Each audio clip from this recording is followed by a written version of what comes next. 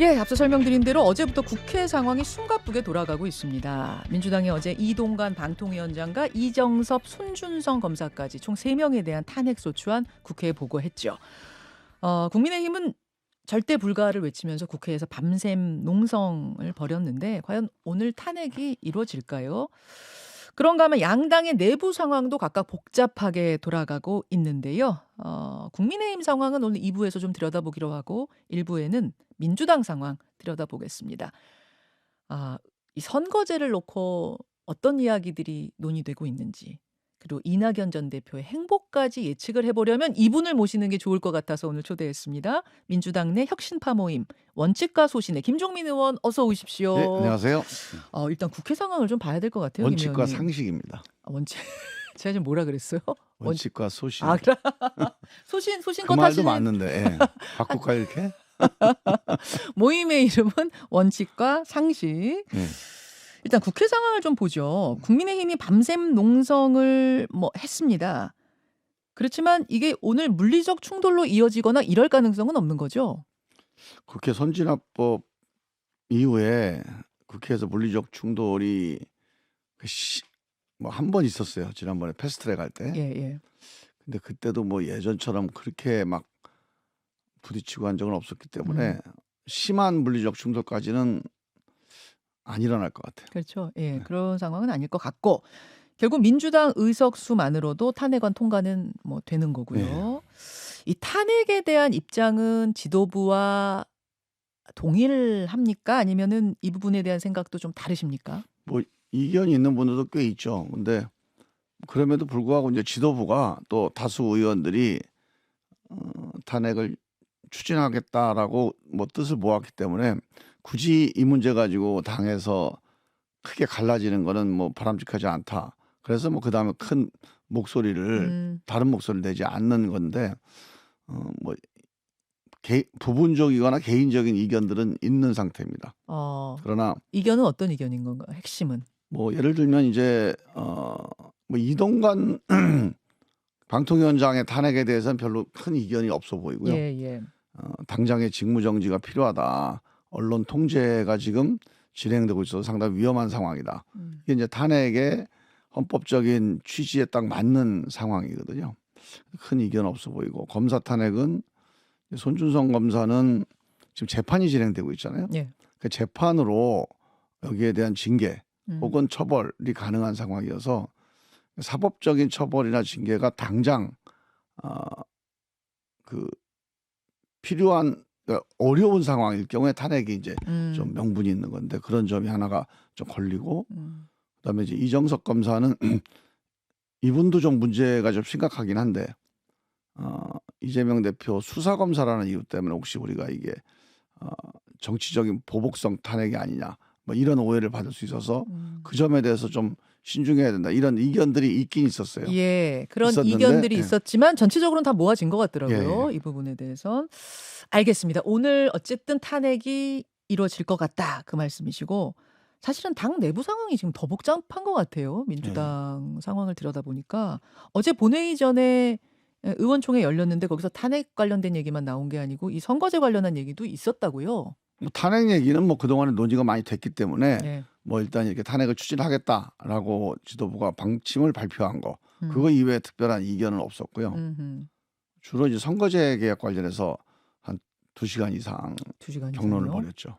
병립형이냐 연동형이냐 다른 말로 하면 획이냐 유지냐 실리냐 원칙이냐 현실이냐 명분이냐 참 여러 가지로 이게 설명을 할 수가 있는데 아무튼 결론이 났습니까? 결론은 안 났습니다. 안 났습니까? 분위기는 뜨거웠습니까?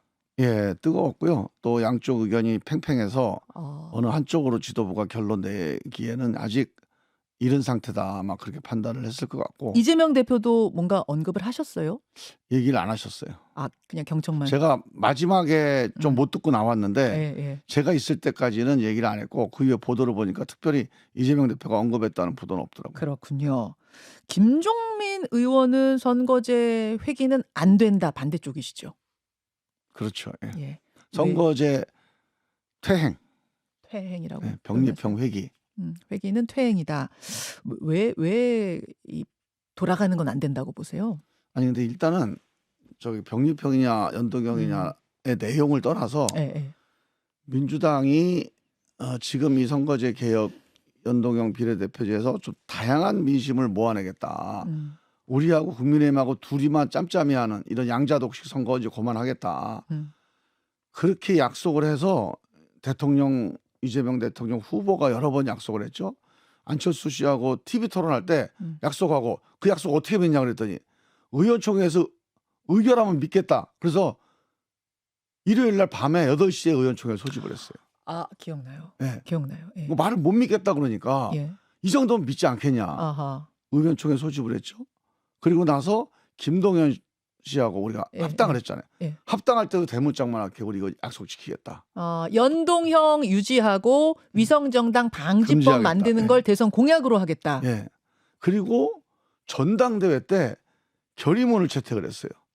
정치개혁.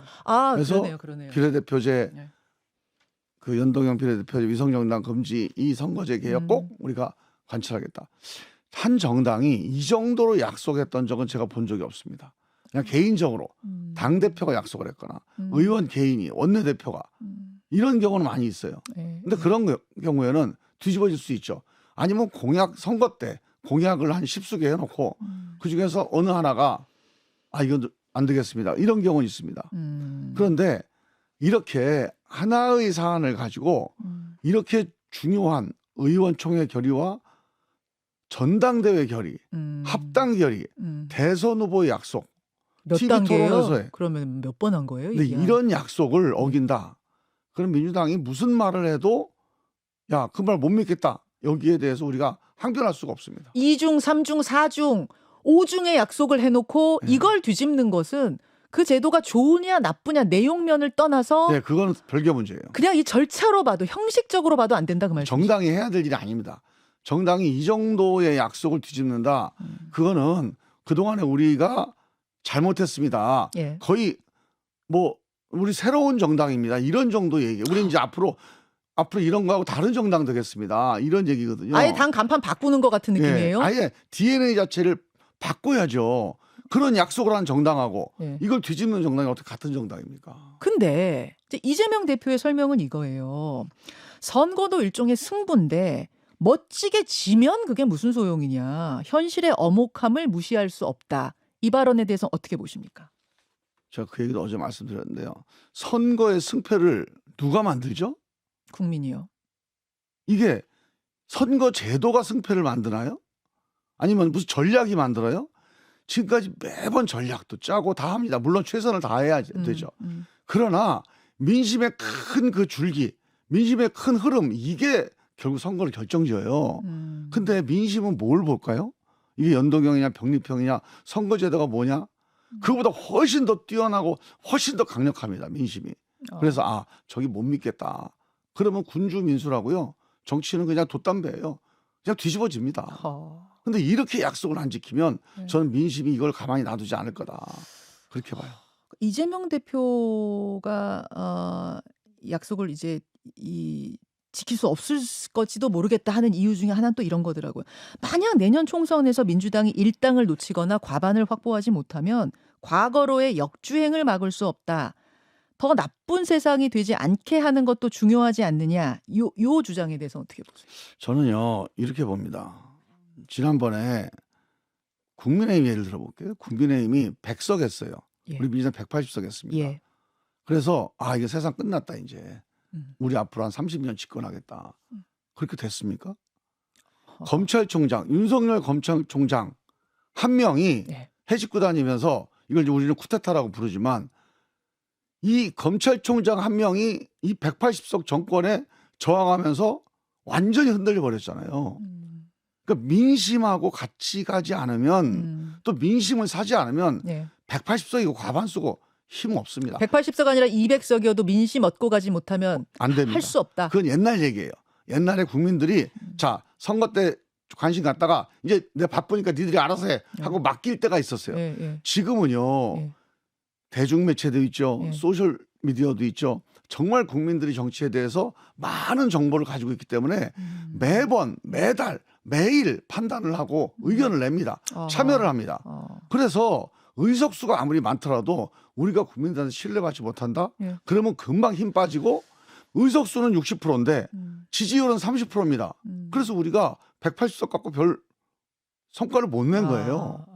이번도 마찬가지예요. 저는 의석수가 51%면 51% 이상 지지를 받는 정당이 돼야 그래야 우리가 의석수만큼 성과를 낼 수가 있고요. 윤석열 정권을 견제하거나 윤석열 폭정을 맞는 데도 마찬가지입니다. 우리가 만약에 60%또 얻어요. 네. 근데 지지율은 또 30%입니다. 네. 그럼 윤석열 정권 또 마음대로 합니다. 아하. 그럼 또 거부권 얼마든지 행사할 수 그럼요. 있고 네. 의석수로만 되는 게 아니다 그 네. 말씀이신 거예요. 그러면 그리고요. 김종민 예. 그 의석수도 예. 과반수도요. 예. 지금 이 선거제도가 만들어주지 않는다니까요. 국민 민심이 조그마한 사건 하나에 의해서 뒤집혀져요. 제가 어제 의원총회에서 그런 얘기를 했습니다. 자, 이렇게 별거 아닌 것 같지만 약속 하나 안 지키잖아요. 네. 그러면 프레자일 정당이 돼요. 프레자일, 깨지기 쉬운 정당. 그러니까 조그마한 충격에도 흔들려 버려요. 왜? 기본적으로 하체가 약한 거예요. 하체가 약한 알겠습니다. 기본 토대가. 아니 그러면 혹시 이재명 대표가 대선 공약을 깨면서도 라도 병리평으로 돌아가고자 하는 뭐 또 다른 이유도 있다고 혹시 의심하시는 거예요? 그러니까 이런 거죠. 그냥 실리적인 판단이 중요하다고 보는 것 같아요. 근데 실리적인 판단이라는 게 제가 말씀드린 대로 민심이 이게 실리를 결정하기 때문에 실리는 이런 거에서 결정되지 않는다. 제 말씀은 그런데 예. 근데 우리 이재명 대표나 뭐 지도부는 앞으로 어떤 일이 벌어질지는 다 모르잖아요.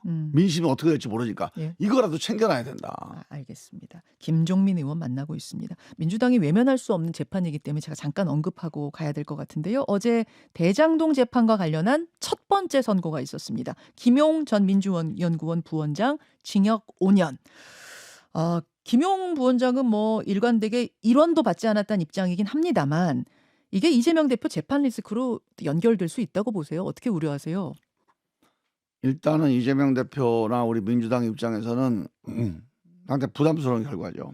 일단 지금까지는 검찰이 정치 탄압을 했다 이렇게 계속 주장을 했고 그런데 실제 재판 내용을 보면 예. 유동규 씨까지는 유동규 씨가 악의적으로 뭐 이재명 대표를 공격하기 위해서 했다 이렇게 주장을 하고 있어요. 민주당이. 근데 예. 유동규 씨가 한 행동이 되게 구체적이고 다른 사람들에 의해서 증명되고 있잖아요. 그래서 재판부가 유죄를 아마 결정을 한 것 같아요. 근데 이렇게 되면 조금 상황이 달라집니다. 지금까지 유동규 씨까지는 잘못했고 여기까지는 범죄를 했는데 이 사람이까지가 문제고 그 이후에 정진상 또는 김용, 이재명 여기 이 공직자들은 문제가 없다. 이렇게 주장을 해온 거죠. 근데 이게 이제 하나 깨지기 시작한 거 아니에요. 아하. 그러니까 이게 이제 위험해지는 거죠. 그래서 당장은 어떨지 모르겠지만 장기적으로는 우리 내부적으로 레드팀을 가동해서 이거에 대해서 분석을 해야 됩니다. 그리고 이게 이제 당장 이번 선거에 어떤 영향을 미칠지는 또 모르겠는데 선거도 선거지만 선거 이후에 민주당이 계속 이걸 옹호할 건지 계속 이거를 정치 탄압이라고 주장할 건지 이 점에 대해서는 일단 1심 선고가 나왔기 때문에 예. 한번 판단해 봐야 돼요. 이대로 계속 가도 되는 것에 대해 냉정하게 판단해야 한다. 예. 어제 이낙연 전 대표가 이런 상태로 총선을 치를 수 있을까 하는 걱정은 함직하다. 당에서 중지 모으고 결단할 것은 결단해야 한다 했는데 이 결단은 어떤 의미라고 보십니까? 예를 들면 이런 거죠. 지금까지 우리가 김용 씨에 대해서는 무죄다. 정치 탄압이다. 억울하다. 그래서 심지어는 당에서 여러 번 논평도 내고요. 예. 당에서 뭐 변호 지원도 조력도 좀 해주고요. 그리고 이 문제에 대해서 의원들이나 민주당 패널들이 되게 방어를 많이 했습니다. 이재명 대표도 내 측근이다. 예. 그리고 뭐 정치 보복이다. 이번에도 한번 두고 보자. 예. 이렇게 얘기를 했는데 이런 자세 이게 방탄이거든요. 이런 방탄을 유지할 만하냐. 방탄을 유지해서 국민들한테 이게 과연 먹히겠냐. 이 판단을 이제 해봐야 돼요. 그래서 이게 안 되겠다 싶으면 빨리 돌아서야 됩니다. 이 방탄 기조를 유지할 건지 말 건지 이거 판단을 해봐야 될 시점이죠. 이낙연 전 대표의 결단이란 바로 그 결단이다 이 말씀인가요? 저는 뭐 그런 뭐 정확히 그분이 말씀하신 건 모르겠지만 제가 보기에는 이 문제에 대해서 레드팀을 가동해서 예. 한번 제대로 냉정하게 분석해야 된다고 봅니다. 이낙연 전 대표가 어제 얘기한 결단의 의미가 뭔지에 대해서 설명해 주셨는데 아니 김종민 의원님, 네. 이낙연 전 대표가 상당히 조용한 행보를 보여왔지 않습니까? 귀국 후에도. 그러다가 최근에 정말 눈에 띄게 적극적인 행보, 발언. 이거 왜 그런 겁니까? 이낙연 대표가 저도 한번 예전에 한두 달 전에 뵌 적이 있는데 그때도 이미 많이 답답해 하시더라고요. 뭘 그리고 답답해 하세요? 지금 이 민주당 정치 상황, 한국 정치 상황, 대한민국 상황에 대해서 그 윤석열 정치, 이재명 정치에 대해서 엄청나게 심각하게 문제다. 그래서 당신은 이제 어떻게 보면 정치 일선에 떠났잖아요. 네. 그래서 정치 현장에 있는 분들이 알아서 해주기를 바란다. 이제 이런 스탠스로 지금까지 계셨는데 이런 상황을 놔두고 침묵하는 거는 정치적으로 양심에 안 맞는다. 이런 정도 생각을 하시는 것 같아요. 지금 약간 임계점을 넘었다고 보시는 거예요? 네, 그래서 윤석열 정치에 대해서도 이재명 정치에 대해서도 할 말을 해야 되는데 이제 저희 원칙과 상식 같이 할 말을 하는 사람들이 있잖아요. 네. 근데 그 말만 가지고는 좀 부족하다고 느끼시지 않나. 원칙과 상식 자네들로는 좀 부족해 생각을 하신 거예요? 그게 목소리가 네. 더 커져야 된다고 생각을 하시고 지금 이제 윤석열 정부에 대해서도 민주당이 공격을 많이 하죠. 비판을 하죠. 근데 민주당이 흠이 있어서 이게 전달이 안 되는 국민들이 있어요. 민주당이 얘기하는 건 못 믿겠다. 그래서 이거는 안 되겠다. 윤석열 정치를 바로잡기 위해서라도 또는 이재명 정치, 민주당 상황을 바로잡기 위해서라도 목소리 좀 내야 되겠다. 뭐 그런 생각을 하신 것 같아. 제가 보기에는. 그 보글보글 속에서 보글보글 하다가 이제 임계점을 넘어서 끌어오르니까 우리가 보이기 시작하는 거다. 그렇게 보글보글 끌어오르고 있는 원로들이 더 있습니까? 많죠. 많아요? 네. 제가 우리 건너갑 고모님도 뵀거든요. 네. 근데 건너갑 고모님도 저희 이제 원칙과 상식 의원들을 격려하시면서 당신들 올바른 길을 가고 있다. 당신들 혼자가 아니다. 당신께서 뭐 종교계에 있는 지도자들 우리가 그러니까 성함되면 알만한 아주 신망 있는 그런 천주교 대주교님 그리고 뭐 목사님 만나봤는데 지금 윤석열 정부 상황에 대해서 너무 많은 걱정을 하고 계시고 민주당 상황에 대해서 또 똑같은 걱정을 하고 계시는데 당신들 같이 민주당에서 정말 제대로 목소리를 내는 사람들, 옳은 길을 가는 사람들에서 엄청나게 격려를 하고 있다. 당신들 혼자가 아니다. 그런 얘기를 해주시면서 그러니까 민주당에서 최선을 다해서 한번 바꿔봐라. 그런 격려를 해주셨어요. 어제 유인태 전 총장은 정세균, 김부겸 이 두 분에 대해서도 언급을 하시더라고요. 이분들도 부글부글 합니까?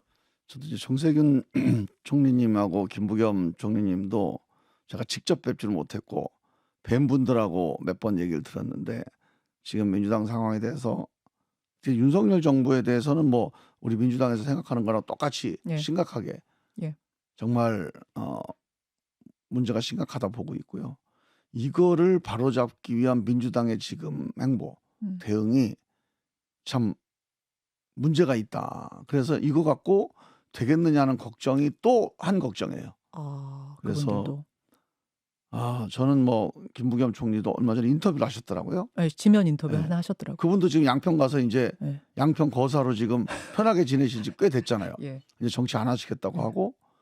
근데 그런 분이 목소리를 낸다는 거는 이거는 뭔가 심상치는 않은 상황이죠.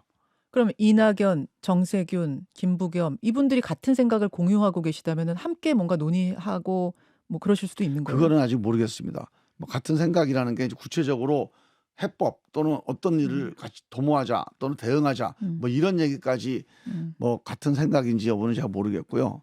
그런데 문제의식 지금 현재 상황을 보는 이 상황대로는 안 된다. 지금 이재명 대표가 민주당을 이끄는 이 방식 이 길로 가면 안 된다라고 하는 생각에 대해서는 저는 일치하신 것 같아요. 그러면은 원칙 이낙연 전 대표가 신당 같은 걸 그러니까 바꾸려고 노력해 보다가 안 되면 그 답답함에 신당을 만들 가능성도 있다고 보세요? 저는 이제 그 정치는 생물이니까 총선 앞두고 여러 가지 민심이 분출하고 있잖아요. 예. 그 민심을 대변하는 게 정당이에요. 그래서 그런 민심이 있으면 또 그런 움직임이 일어날 수 있는 거니까 모든 걸 뭐 안 된다 아니다 이렇게 할 일은 아닌데 이낙연 대표가 신당을 주도해서 하실 가능성은 전 별로 없지 않을까. 오히려 이제 이낙연 대표 입장에서는 당신이 지금 뭐 현역 정치인으로 예. 플레이어로 뛰는 것보다는 예.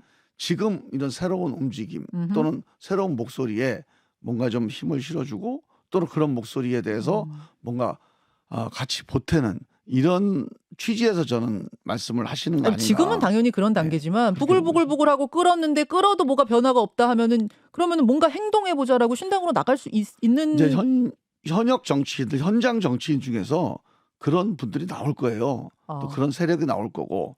그래서 이낙연 대표가 이제 앞장서서 하시는 그런 뭐 신당이나 그런 새로운 시도, 새로운 도전 이런 가능성은 저는 높지는 않을 것 같고. 그러면은 뒤에서 그런 움직임에 힘을 보태는 뭐 이런 식이 될 거란 말씀이세요? 그건 이제 그때 가서 그분이 판단해 보시겠죠. 예. 원칙과 상식과 뜻을 함께하고 연대할 수도 있습니까? 일단은 지금 당 상황을 보는 인식에서는 많은 비슷한 점이 있는데 뭐 지금 대화를 나누거나 뭐 어떤 같이 협의를 하거나 이런 거는 전혀 없습니다. 알겠습니다. 여기까지 오늘 말씀 듣도록 하죠. 더불어민주당 김종민 의원님 고맙습니다. 김현정의 뉴스쇼는 시청자 여러분의 참여를 기다립니다. 구독과 좋아요, 댓글 잊지 않으셨죠? 알림 설정을 해두시면 평일 아침 7시 20분 실시간 라이브도 참여하실 수 있습니다.